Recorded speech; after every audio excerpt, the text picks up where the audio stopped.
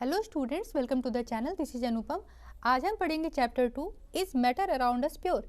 क्या पढ़ना है इस चैप्टर में कि हमारे सराउंडिंग में जो भी मैटर है, हमारे आसपास जो भी मैटर है, क्या वो प्योर है। तो मैटर क्या होता है, हमने फर्स्ट चैप्टर में पढ़ा है मैटर के बारे में कि कोई भी सब्सटेंस जिसमें कुछ मास हो एंड वो कोई ना कोई स्पेस ऑक्यूपाई करे तो उसे मैटर कहते हैं।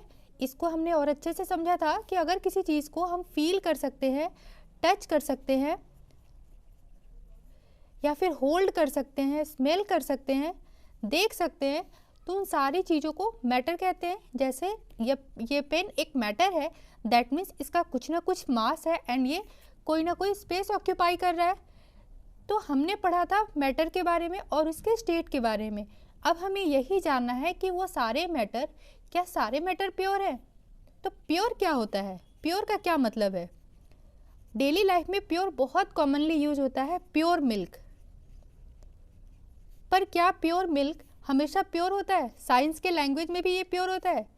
प्योर मिल्क हम डेली लाइफ में जो बोलते हैं उसका क्या मतलब है कि मिल्क में कोई मिलावट नहीं है, मिल्क में पानी नहीं मिला हुआ है या पाउडर्ड मिल्क नहीं मिला हुआ है।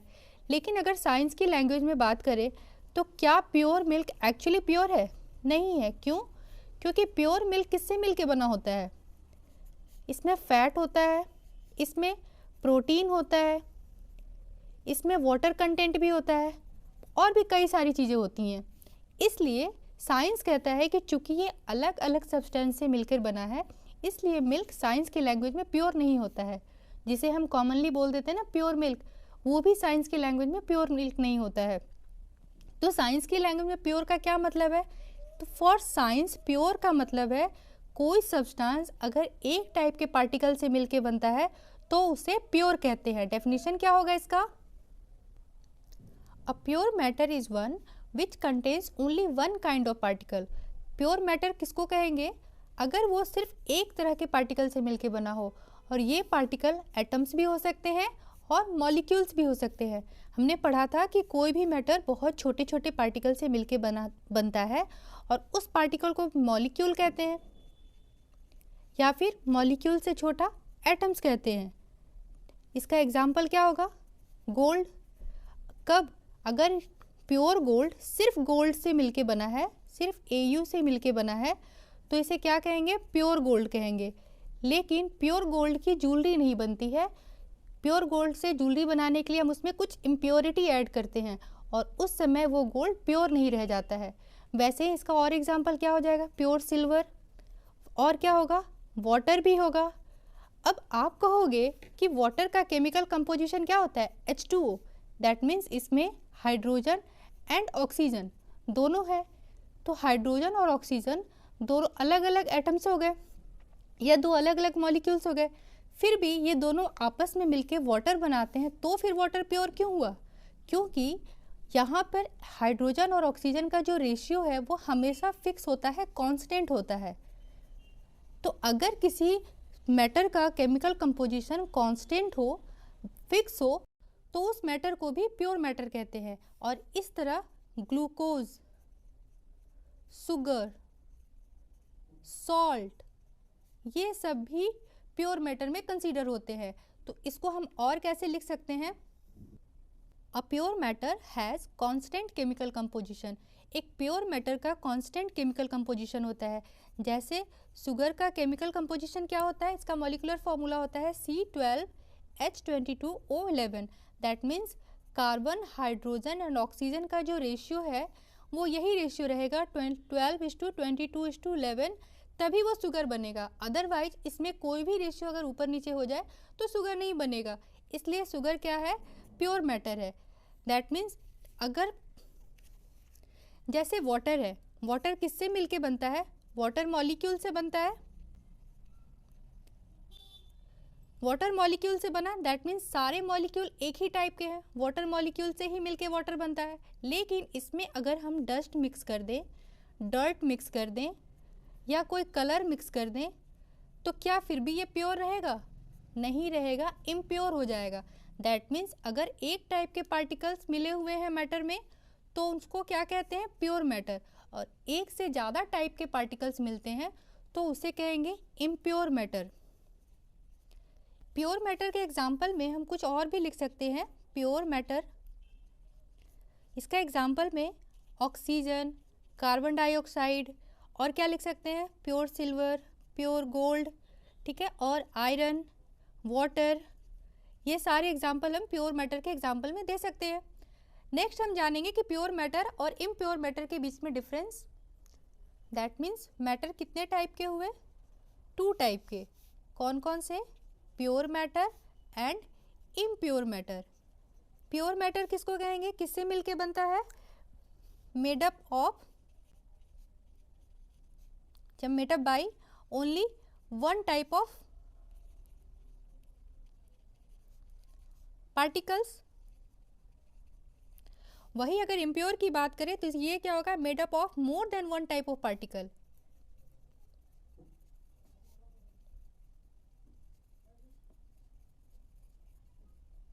और चूंकि ये एक से ज़्यादा टाइप के पार्टिकल से मिलके बनता है, इसलिए इम्प्योर मैटर को मिक्सचर भी कहा जाता है। और ये हमें पढ़ना है अभी, इसके आगे हम और टाइप को डिस्कस करते हैं।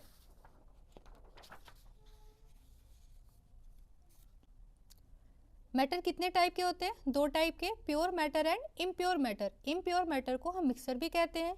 उसके बाद प्योर मैटर को भी हम फर्दर 2 टाइप में डिवाइड करते हैं। पहला एलिमेंट और कंपाउंड, एक है एलिमेंट, दूसरा है कंपाउंड्स। एलिमेंट्स के अगेन 3 टाइप्स होते हैं। कौन कौन से होते हैं, मेटल्स, नॉन मेटल्स, मेटालॉइड्स।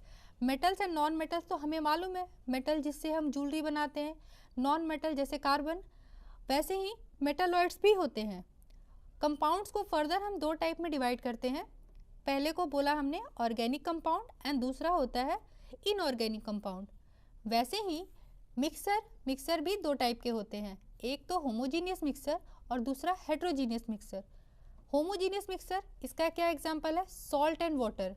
जब हम नमक पानी का घोल बनाते हैं या फिर शुगर एंड वाटर, जब चीनी पानी का घोल बनाते हैं तो वो होमोजीनियस मिक्सचर होता है। क्यों, जब आप एक घोल बनाते हो, एक सॉल्यूशन बनाते हो, तो स्पून से कहीं का भी वाटर लो, कहीं का भी सॉल्यूशन लो, क्या कहीं पर ऐसा होता है कि यहाँ शुगर ज़्यादा फील हो रहा है या सॉल्ट ज़्यादा फील हो रहा है, कहीं पे कम फील हो रहा है, क्या ऐसा होता है, नहीं होता है। मतलब पूरे पानी में आप कहीं से भी कोई भी पानी का पार्ट निकालो, घोल का पार्ट निकालो, तो वहाँ पे शुगर या सॉल्ट का कंसंट्रेशन सेम होता है, कहीं भी कम या ज़्यादा नहीं होता है। दैट मीन्स शुगर या सॉल्ट के पार्टिकल पूरी तरीके से उसमें मिक्स हो चुके होते हैं, इसलिए इस टाइप के मिक्सचर को होमोजीनियस मिक्सचर कहते हैं।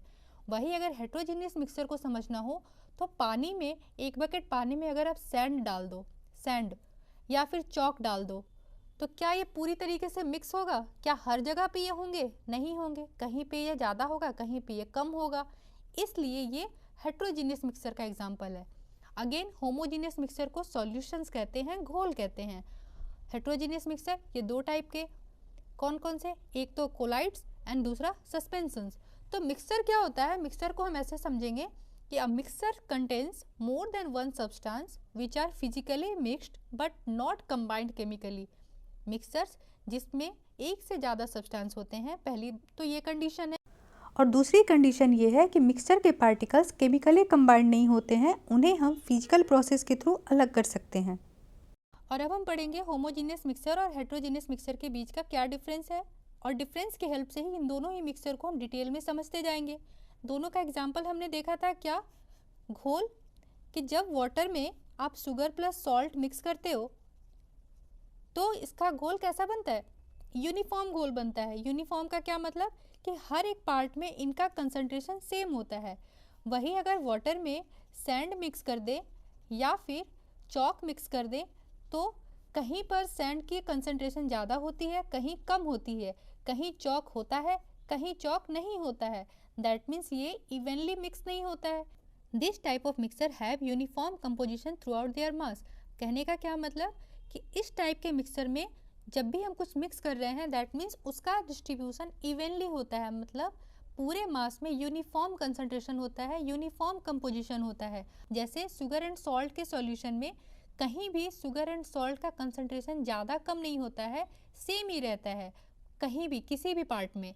वही अगर हेट्रोजीनियस मिक्सचर की बात करें तो यहाँ पे यूनिफॉर्म डिस्ट्रीब्यूशन नहीं होता है। पानी में कहीं तो सैंड होगा, कहीं नहीं होगा, चौक कहीं होगा, कहीं नहीं होगा। मतलब these mixture do not have uniform distribution of substance through out their mass. Uniform distribution नहीं होता है, इसलिए इसे हेट्रोजीनियस मिक्सचर कहते हैं। देखते हैं नेक्स्ट डिफरेंस क्या है। There is no visible boundaries between the constituents. Constituents किसको कहते हैं? जो भी पार्टिकल, जो सब्सटेंस हम इसमें मिक्स कर रहे होते हैं उसको कहते हैं, और जो सब्सटेंस में मिक्स करते हैं उनको कहते हैं। जैसे यहाँ पे कौन कौन से कंस्टिट्यूएंट्स हो गए? Sugar, salt, water. ठीक है, तो जब भी होमोजीनियस मिक्सचर होता है वहाँ कोई विजिबल बाउंड्रीज नहीं होती है, मतलब हमें अलग से कुछ भी नहीं दिखता है, ये मिक्स होकर एक ही बन जाते हैं। वही हेट्रोजीनियस मिक्सचर में एक क्लियर बाउंड्री विजिबल होता है, क्लियर सेपरेशन विजिबल होता है, मतलब हम क्लियरली देख पाते हैं कि हाँ यहाँ सैंड है, यहाँ चौक है, यहाँ वुडन डस्ट है। ठीक है, तो यहाँ पे एक क्लियर बाउंड्री दिखती है, लेकिन यहाँ कोई क्लियर बाउंड्री नहीं दिखती है। क्यों? क्योंकि ये मिक्स होकर बिल्कुल एक दिखते हैं, एक जैसा ही दिखता है। The components of mixture are completely mix together. इसके जो कंपोनेंट्स होते हैं, जो कंस्टिट्यूएंट्स होते हैं, वो एक दूसरे के साथ कम्प्लीटली मिक्स हो जाते हैं, और इसलिए they look indistinguishable from each other. मतलब उसे हम एक दूसरे से अलग नहीं कर पाते, हम ये नहीं बता पाते सिर्फ देख के कि इसमें क्या मिला हुआ है और कितना मिला हुआ है। लेकिन वही अगर हम हेट्रोजीनियस मिक्सचर की बात करें तो सिर्फ देख कर ही हम उसको बता सकते हैं कि हाँ इसमें सैंड मिला हुआ है, वुडन डस्ट मिला हुआ है, डर्ट है, या फिर चौक है, या फिर कुछ और है। इसको हम लिख सकते हैं कि the component of mixture remain separated and can easily get identified from each other. मतलब एक दूसरे से वो ईजिली सेपरेट हो पाते हैं। क्यों? क्योंकि वो सेपरेटेड दिखते ही हैं, वो एक दूसरे से मिक्स नहीं होते हैं, अलग अलग ही रहते हैं। और अब हम इसका एग्जाम्पल लिख सकते हैं। फोर्थ में इसका एग्जाम्पल देना हो तो हम लिख सकते हैं सॉल्ट शुगर का solution, solution of salt and sugar with water.